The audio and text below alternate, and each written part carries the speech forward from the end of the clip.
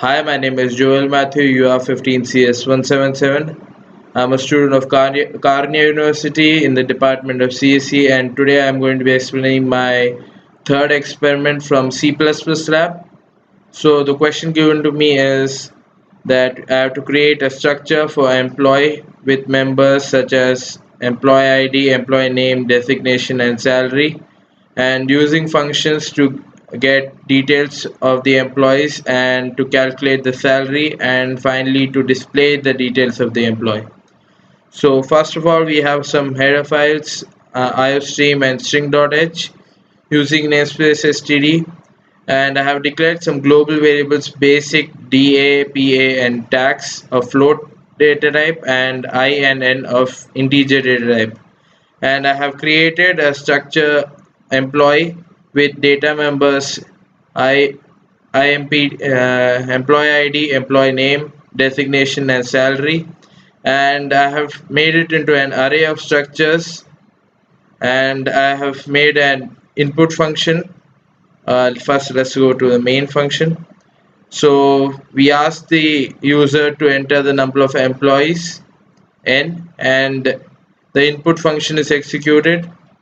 So in the input function, we take the records for the number of employees entered by the user.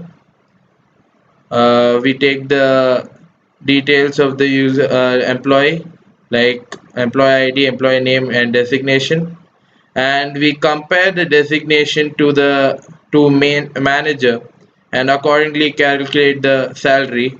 Or else we also take compare the designation with system admin, and then accordingly calculate the salary.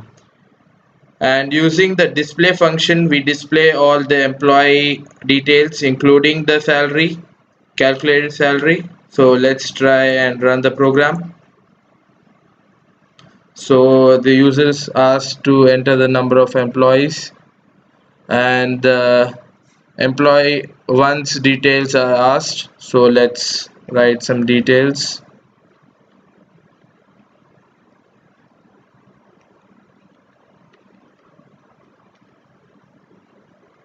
And the second employee's details are asked.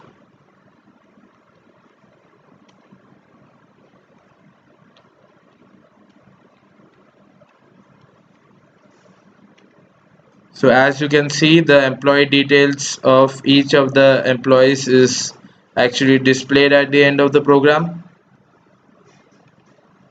So the next program given to me is writing a C++ menu driven program to find the area and perimeter of different shapes like circle, rectangle, square, cube, triangle, using the concept of function overloading.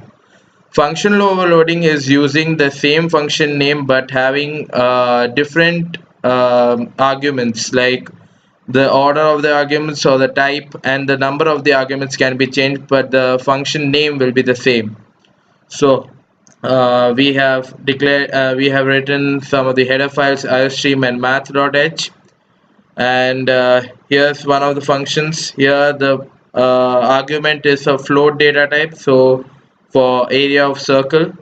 So here we display the area of circle, and for area of rectangle we again take two integer data types, and for area of square we take one integer data type, and then we display the area.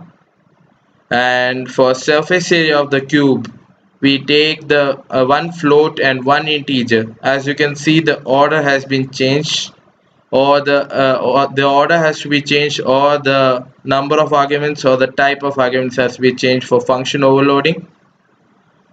And here we have for area of triangle, we have we display the area using Heron's formula.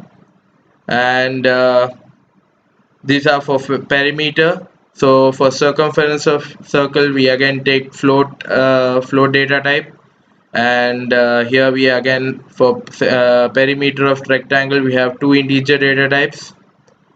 For perimeter of square we again have an integer data type. We calculate the perimeter and then we display them. and this is for perimeter of cube, perimeter of triangle. So in main function actually we have declared some variables. So using do while loop we give the user the advantage of executing the program as many times he wishes. So first the user is asked to enter the choice of which shape he chooses. So it's using switch we execute that choice. So in each case we have an if-else condition for area and perimeter. So the user is asked to enter which operation he would like to execute, and the necessary inputs are taken from the user. And of course if none of the choices are actually valid, then the default choice is executed, and at the end the user is asked if he wants to continue. So let's try and run the program. So the user is asked the choice of shape, and I've taken circle. So let's put some radius value, some float data type, and let's try area,